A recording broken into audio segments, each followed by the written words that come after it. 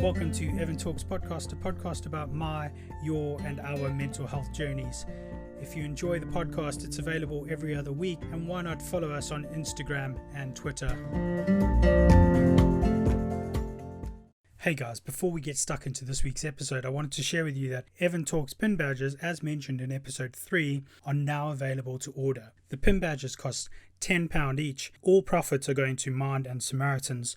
So if you'd like to order yours, please email evan.talks2020@gmail.com with your full postal address and name, and I will give you payment details, and that way we can get them sent out to you in first class post. Thanks very much and enjoy this week's episode. Hello and welcome to this week's episode of Evan Talks. It is season 2. I'm excited to be back. I'm a little bit nervous to be back for some reason. I'm not entirely sure. But yeah, welcome back. It's good to have you all back, and thank you very much for all those that have caught up and started listening to season 1 in preparation for season 2. I mean, it feels like it's a bit of a Netflix journey for some people. But yeah, really, really excited to be back. And like I said, just a little bit maybe nervous. This season, I'm going to try and do something a little bit different. I keep saying like season, like it is a TV program. It's probably not. But I am going to be trying to do something a little bit different in that I wanted to maybe educate myself a little bit more, but also try and help educate you all that listen. So we're going to be looking at different topics. And then the idea is that the following week, I'll have a guest with me to talk about that topic. Some of the topics I couldn't quite match up, so I've had to kind of take some liberties in terms of matching up guests with topics. So this week I'm going to be covering depression as a whole, as an entity, just kind of talking a bit about what depression actually is, what some of the signs are, what sort of things you might do if you have got depression, and then what to do about getting help. That's what we're going to cover in this episode. And then next week, I'm going to be talking a bit about anxiety. And a returning favourite of the show is going to be Dave Crow, who is going to be talking a bit with me about anxiety the following week. So you can see how it's going to kind of progress. We then got online mental health as a topic. Not entirely sure who's going to be my guest for that one. I'm still trying to find somebody. So if you're listening and you want to talk about online mental health and how you manage your online mental health, then that would be great. If you want to reach out, please feel free. That will be that week, and then the following week will be the guest, and then self-esteem is going to be the week after. And this is where I've maybe kind of taken a little bit of liberty, because I'll be speaking with Nicole, who is a nutritionist and is doing some great work around mental health and nutrition. So I really just wanted to still cover that episode off, but I also wanted to cover off self-esteem. So that's what we're going to be doing with those 2 weeks. And then we got mental health in the workplace, and then I'm touching base with one of my colleagues, Andrew Boyd, who was quite keen to get on and join me for an episode. So I'm very grateful to him for joining.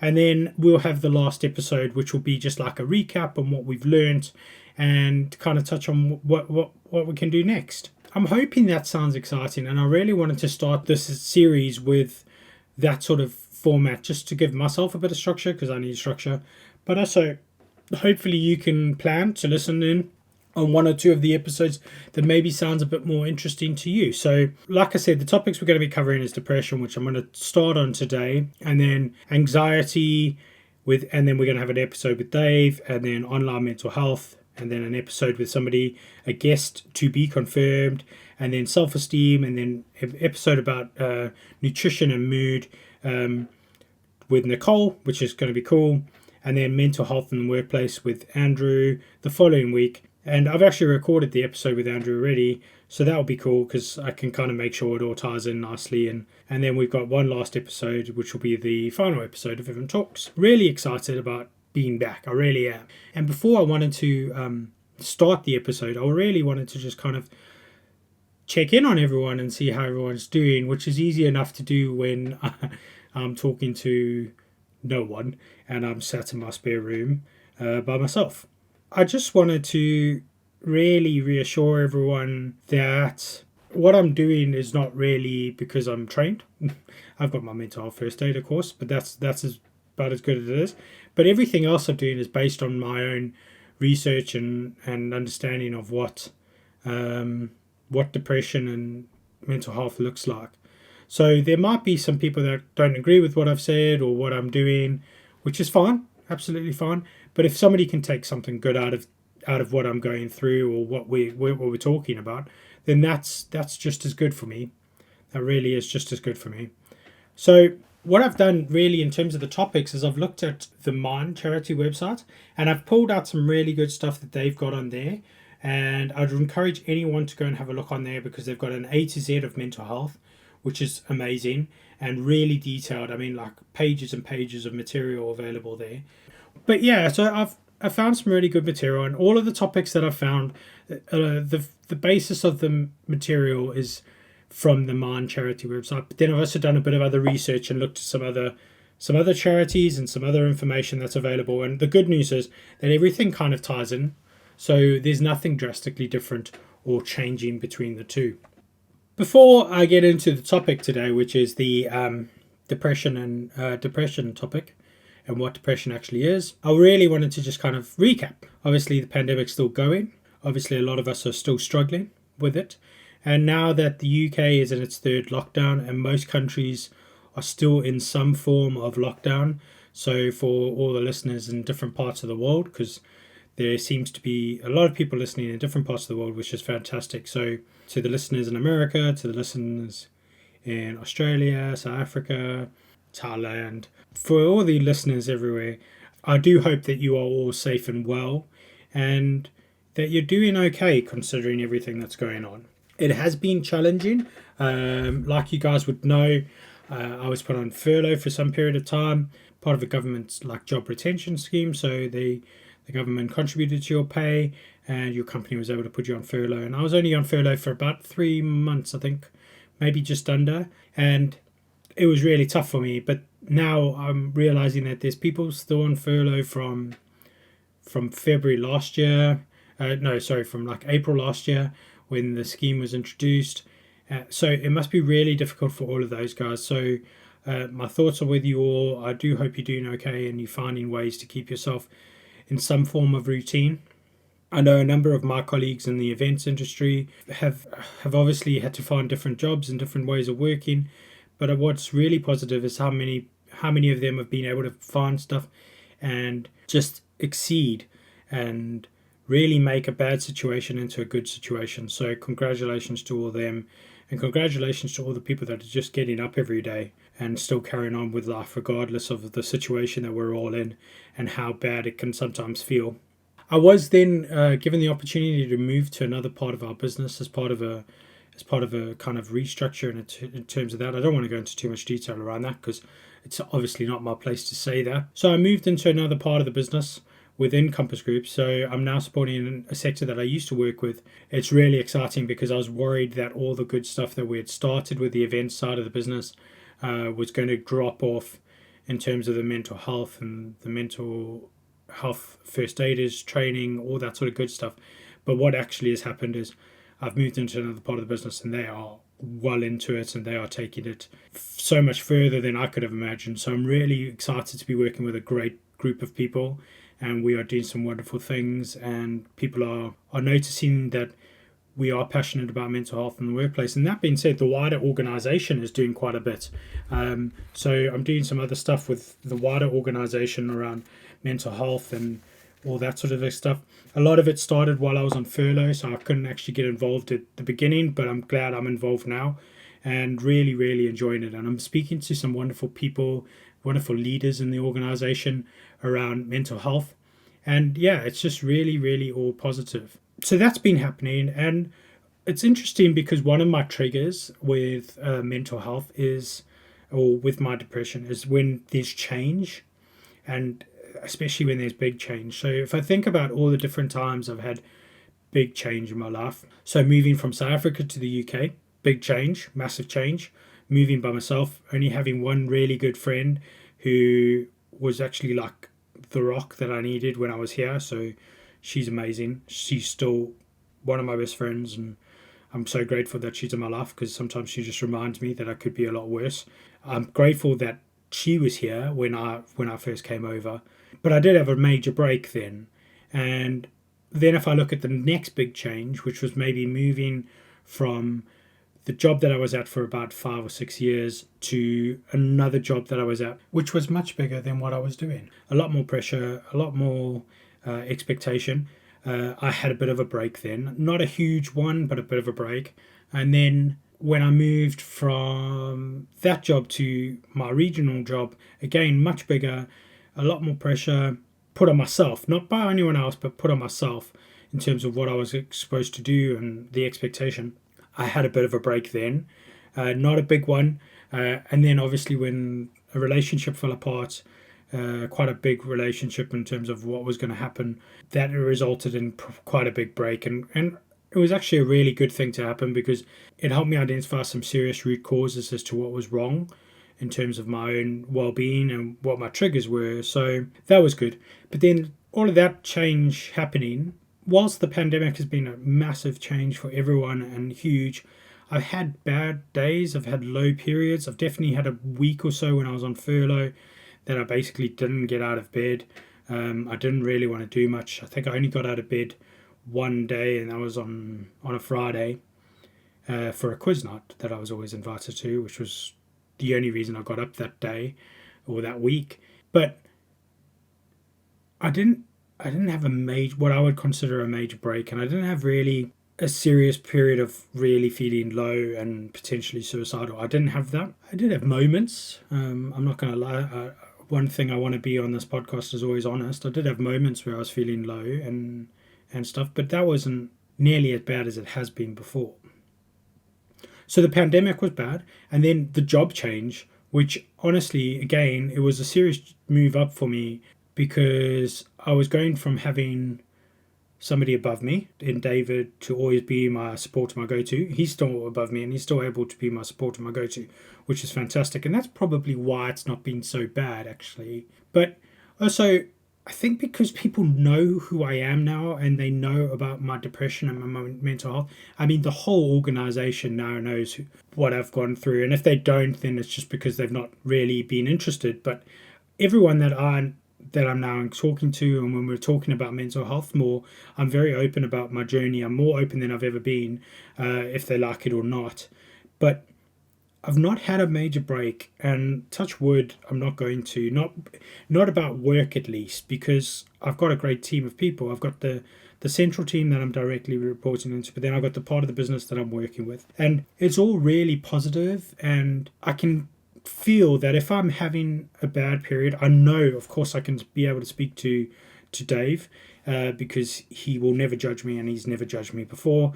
But then I can also speak to my new colleagues, and I don't feel for a second that they would judge me or be negative about it. I truly believe that they would support me more than anything else. So I've not had a break in terms of work, which I found amazing. I've had other little breaks and normal life stuff. I'm now 35 going on 36 this year, and I'm still very much alone. Don't have any kids. Don't have all those things that I kind of in my head thought I would have sorted or boxed out by 35. Now, I do own a property and I am doing a good job, I think. And I am, on track to do good stuff in my life. But some other stuff haven't happened that I thought would have happened. But I think a lot of us are in that position, and we all get this little idea in our head as to what should be the case or what we should be doing. So I do find it interesting that maybe my break isn't coming because of work anymore, but because of my personal life, because that's not where I wanted it to be by now. But that's okay. That's absolutely okay. Yeah, I know that it's going to just take a little bit longer, and I'm kind of talking myself into a bit of a hole here because I'm now thinking, oh yeah, I haven't achieved that and I haven't done that. But then there's some things that I have done that I never thought I would have done, i.e. a podcast, and I've done that. I got a website of my own about mental health. I got that done. And yeah, I own a property, and whilst it might be a small little flat, it's a property that I own. So again, something that I never thought maybe I would have done. Thank you to all the family and friends that support me and get me through this, because yeah, without them, I wouldn't be where I am. So that was a nutshell of where the last 6 months have been, or maybe longer now, since I finished the first season of Evan Talks. Now, I committed to doing a second series or season of Evan Talks, and I don't know that I'll commit to doing a third season, because it is quite a stressful thing trying to figure it all out and kind of put it all together. And then when you're shouting about it and you're trying to get people involved, you get messages from people from your past that you don't necessarily want to hear from. And yeah, I don't know that I need to put myself out there anymore. I think the fact that Evan Talks is there and it's always going to be available for people to listen to years from now, and I can still remind people that it's there, then that's great. But the fact that over 1,700 people have listened to it, or there's been 1,700 listens to it, so maybe not 1,700 people have listened, but 1,700 listens have been recorded so far. I'm very happy with that, and that's, even if one of those people has been benefited by it, then I've done my job. So we're now 19 minutes into the recording, and I haven't touched on depression. And I remember that I said my episodes would be 35 minutes at the most. I definitely broke that rule a couple of times last year. So let's just carry on with that trend. This week, I just wanted to kind of touch on depression and what depression actually is for those of you who are unsure or not really sure how to spot the signs of depression. I've done a bit of research. Like I said, it's coming from mostly the Mind website, because they've done some great work, and I'm a big fan of the work that they do. If you haven't been on the Mind website, please go have a look, check it out. They are trying to raise some money at the moment, because obviously the pandemic's hit them just as much as any other charity. So if you can support them, please go and check them out. It's mind.co.uk. They're a great charity, and I'm a huge fan of them, and I'm always on their website, always looking at information, always trying to find more to know. And most of the topics that we're going to be covering are driven by the material that they've got on their website. So shout out to them. Thank you very much for making that available to so many people, and for all the people that they do help. So depression and what that is. Depression is a low mood that lasts for a long time and affects your everyday life. In the mildest form, depression can mean just being in low spirits. It doesn't stop you leading your normal life, but makes everything harder to do and seems less worthwhile. At its most severe, depression can be life-threatening because it can make you feel suicidal. So depression for me is like what I know I have to challenge myself against quite often. My low moods aren't as bad as they used to be, and my episodes of depression aren't as bad as they used to be. But that's because I'm quite particular on my medication, quite particular on knowing what affects me and what doesn't affect me, and then dealing with those triggers before they become too much. So when does low mood become depression? We all have times when our mood is low. We're often feeling sad and miserable about life, especially now. I feel like a lot of us are going through more low moods because of the circumstances that we're living in, and we can be more miserable about life. Usually these feelings pass in due course, but if the feelings are interfering with your life and don't go away after a couple of weeks, or they keep coming back over and over again for a few days at a time, it could be a sign that you're experiencing depression. So now, if you're anything like me and a bit of a hypochondriac, you'll start thinking, oh, I have that all the time, and I have these moods all the time. There's a very good chance that you do feel like that all the time, but you do need to maybe think about the severity of how you're feeling and how that might affect you going forward. So common signs and symptoms of depression could be feeling down, upset or tearful, restless, agitated or irritable, guilty or feeling worthless and down on yourself, feeling particularly empty and numb, isolated and unable to relate to other people. Now, this is where the external situation may be affecting your internal mood, because the situation that we're in now, where we're in a third lockdown, not working maybe, or working in very different circumstances to what we have previously, means that you don't feel connected to people. So that feeling of isolation is making us all feel lower than we would normally. So it's important that we do keep that connection going through whatever means possible. Finding no pleasure in life or doing things you usually enjoy. Well, at the moment, a lot of us can't do the things that we usually enjoy. So, again, it's about putting that perspective on things. A sense of unreality, no self confidence or self esteem, hopelessness or despairing, and then finally, you could be potentially feeling suicidal. That's not the final. That's not the final sign or symptom of depression.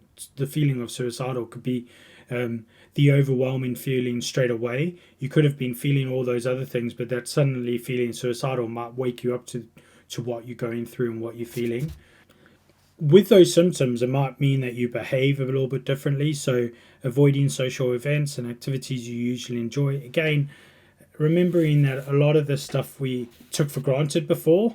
So, we used to take for granted that we could go to the pub and meet people, and we used to take for granted that we used to be able to go and have a normal catch up with somebody or go to somebody's house for the weekend or things like that. So, avoiding those social events in the future, I'm definitely going to rethink those. I mean, I'm not saying that I'm not going to avoid them, but I'm definitely going to rethink how much I do try and avoid them.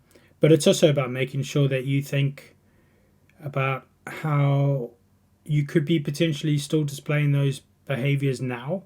So if it's a phone call or a text message or something like that, that could be the social activity that you're avoiding now. So think about that. Self-harming or suicidal behavior could be potentially a behavior that you start to demonstrate. Difficulty speaking, thinking clearly, or making decisions.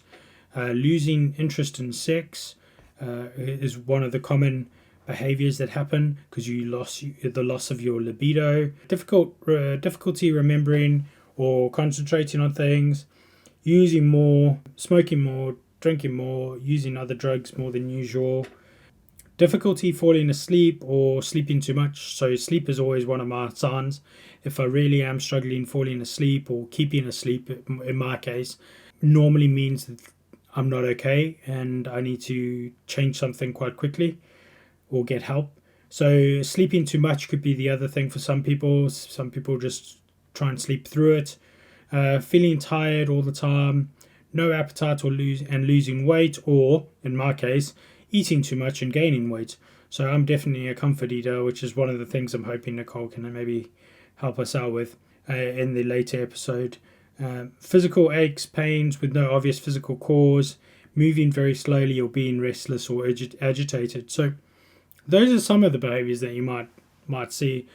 When it comes to self-harm and suicide, I don't want to touch on all of the behaviors, but I definitely want to touch on this one because obviously it's scary for a lot of us, and a lot of our family and friends may, or some people that we know might go through this themselves.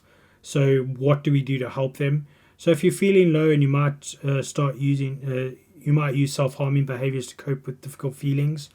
I know when I talk to people that do self-harm regularly, I don't self-harm anymore. But when I speak to people that do self-harm, it's about releasing of pain or trying to feel something else. So it's interesting how it affects different people and why different people turn to it. Although it might make them feel better in the short term, self-harm can be very dangerous and may make you feel a lot worse in the longer term. So one of the biggest things for people that do self-harm is that trying to hide it, trying to cover it up, that sort of thing. And it makes them then a bit more paranoid, which kind of creates a vicious circle. So it's very important to be mindful of that. When you are feeling really low or hopeless, you might find yourself thinking about suicide. When you're only thinking about the idea or considering a plan to end your life, these thoughts can feel difficult to control and very frightening. So if you're worried about acting on any suicidal thoughts, something that I never knew until I was getting help, especially in this country. So in the UK, if you call an ambulance or go straight to A&E if you're able to do so, they will help you. They will let you just sit there. Again, might be slightly different now under COVID, but it would be worth doing regardless. They won't turn you away. So if you go to A&E, they will let you sit there. They might offer you to speak to somebody, or you can call the Samaritans or a number of other services. So there's Shout. There's a load of different services that are out there. So if you want to speak to somebody, you can call the Samaritans on 116123, and they will talk to you day or night. Again, another wonderful charity that I try and support. I have still got the Evan Talks badges. I've still got a few of those available, so if anyone wants to, all the profit, all of the takings now are going to them. So I've paid for the cost of the badges, and now everything's going to them. So thank you for everyone who has supported that. But yeah, if you want to support, please feel free to purchase an Evan Talks badge. You can drop me an email, or check out the website where there's all the information about the badge. Or if you are thinking about suicide or self-harming in any way, I want to encourage you to talk to somebody. If you can't talk to a family member or a friend, or you need to reach out to somebody else, please go to the Samaritans, talk to them. Or if it's really serious and you're concerned about how you're feeling, please go to A&E or call an ambulance or do whatever. But really think it through at the moment, because I know that these services are very stretched at the moment, but I don't feel for a second that they're going to turn anyone away who is genuinely not well and needs help. So please reach out if you are feeling that way. Depression can be part of several mental health problems. So if you're feeling low mood, if feelings of low mood or suicidal thoughts are the reason you first speak to your doctor for your mental health, they might just offer you treatment for your depression without realizing that there's also some other symptoms. So if you are experiencing other symptoms, when you speak to your doctor, it's important to make sure that you let them know that there are other symptoms, because they will be quick to just give you some antidepressants or give you something, especially at the moment. But it's important to let them know that if you are feeling other symptoms. So what can cause depression? There's several ideas about what causes depression. It can vary a lot between different people. And for some people, it's a combination of different factors that may cause their depression. Some find that they become depressed without any obvious reasons, but possible causes of depression could be a little bit more hidden. So could be childhood experiences, could be life events, could be physical health problems, genetic inheritance, medication, recreational drugs and alcohol can also cause depression. Sleep, diet and exercise can also affect trigger depression. So on the last season of Evan Talks, I definitely talked a lot about what you can do in terms of how getting help for depression if you've got it. And there are some things that are quite easy to do. You can talk to somebody who you trust. So it's not necessarily always easy to talk to somebody, but you could talk to somebody that you trust and see what they say. I mean, remembering that if they've never spoken about mental health problems before, especially depression, they might feel concerned and they might feel the need to offer a solution. But be aware of that going into it, because they're only trying to do what they think is the right thing to do. They might not realize that actually listening is the first thing to do to help somebody. Solutionizing is definitely not always the best thing to do. Try peer support. So it could be somebody within your social circle that you can trust, but it also could be reaching out and going to speaking to people like the Samaritans. So another thing which I've touched on quite a lot and I'm using quite a lot at the moment is mindfulness. So using mindfulness exercises to keep yourself healthy and well. Put things in perspective a little bit. There is a mindfulness exercise available on my podcast. So it's the mindful breathing exercise. There's loads of good apps out there that you could use too. So do some research and try and find ways to help yourself if you're not certain about reaching out just yet. Looking after your physical health can obviously help your mental health. Try to keep active. This is something that I'm always struggling with. Can't really find something that I enjoy doing or that doesn't make me feel very ill when it comes to being active. I do need to maybe just try a little bit harder and do a little bit more, but I'm not perfect. I'm definitely not perfect. So that's the one thing I maybe need to work on a little bit more. Keep a mood diary. So there are some really good, useful apps again for that. Or you could Google Bipolar UK. They do a mood diary, or Mood Panda. It's something I've only just stumbled across. So have a look. It might be something that you could use. And then spend some time in nature. So we're allowed to get out there and exercise. So it might be just a case of going for a walk or doing something like that. And then practice self-care. So self-care Sundays used to be trending quite a bit. It probably is still trending quite a bit. So self-care, taking a nice warm bubble bath, or just making some time to spend by yourself if you're in a house full of other people right now. Whatever works for you. I mean, different things work for different people. So being active and fit and going out for runs and doing all that sort of stuff might be more useful to some people. But then self-care and having a face mask and doing something like that might work out better for other people. So it's about finding what works for you best and using that. If you are really struggling at the moment with depression, or you are constantly finding yourself in a low mood, I want to just, if I can get you to do anything in this episode, which is definitely over the allotted time, maybe not when I do all the editing later and I block out all the blank spaces where I've messed up and I've had to re-record. That does happen. So whatever's going to work for you, I want you to try and just focus on doing for this week and the next week. So if I make a promise to you guys that I'm going to try and get a bit more active over the next 2 weeks and maybe do a little bit more, then you maybe need to do similar and maybe need to try and do one thing that's going to help you a little bit more. And if it's not as simple as just getting out and doing some activity, or if you're doing all that other stuff and you're still feeling quite low, then I want you to reach out to your GP or somebody that can maybe potentially help you a little bit more. It doesn't have to be a big step. It could be just picking up the phone and speaking to the Samaritans for a bit. And I know that sounds like a big step for some people. It was definitely a big step for me when I first did it. But I want to encourage you to just try and take one step over the next 2 weeks. If you're struggling with your mood and if you're struggling with how you're feeling about life at the moment, I want you to do one of these things, okay? I want you to either talk to somebody that you can trust or speak to a doctor. Try a mindfulness exercise. Look after your physical health. Try and get active. Keep a mood diary. I keep a mood diary. It's just on my phone, just in my notes section, just so I can keep a track of how I'm feeling day to day. Or spend some time in nature, or practice some self-care. So I want you to try one of those things in the next 2 weeks. And then when I come back for the next episode, which is going to be about anxiety, and we're going to look a little bit more detail about anxiety, I'm going to check in on you and make sure that you've done something different to maybe help with your depression.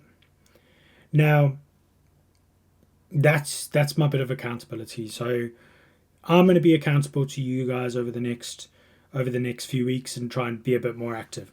What are you going to do? And maybe write it down somewhere to say that in the next 2 weeks I'm going to do something to help my mood in some way or another. Hopefully you found this useful, this episode and this format. Let me know what you think. Message me on the social medias, or just reach out to me if you know me, because a lot of you know me personally, so you can drop me a text and let me know what you think and how you're getting on with everything. I'm really looking forward to learning a little bit more myself, so looking a little bit more into anxiety, online mental health, self-esteem and mental health in the workplace, and speaking to some really cool people, new people, but also people that I've known for some time and are really involved in talking about mental health and really encouraging it in the workplace, or in life in general, not just the workplace. Maybe that's where I've met them and that's why I'm saying the workplace. Guys, I'm now rambling, so I'm going to finish it up and I'm going to go through the editing process and hopefully bring this down closer to that 30 minutes that I promised you all in the first season of Evan Talks. Thanks so much for listening. Look after yourselves. Do one thing to help your mental health this next 2 weeks that are coming, and I will speak to you all soon. Thank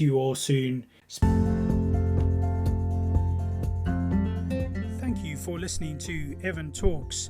And if you'd like to know any other information about Evan Talks, or you would like to get involved, please check out evan-talks.com for more information.